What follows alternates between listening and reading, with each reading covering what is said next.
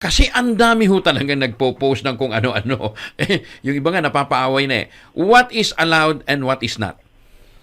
Opo, particularly po dito sa paggamit ng social media, maliwanag po doon sa sinasabi namin sa aming advisory na yung pag-like at saka yung pag-share, magiging bawal lang po yan kung ito po ay gagamitin sa pangangampanya o sa paghihikayat ng mga tao na bumoto sa mga tumatakbong kandidato sa darating na halalan.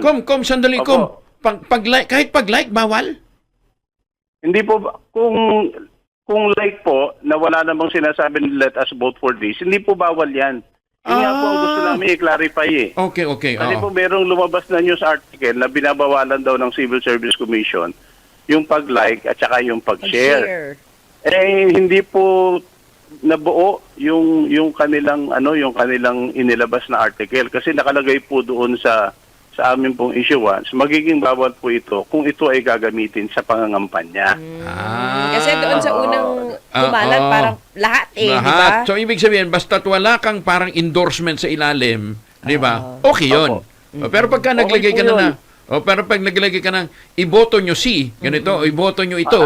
Bawal na po yan.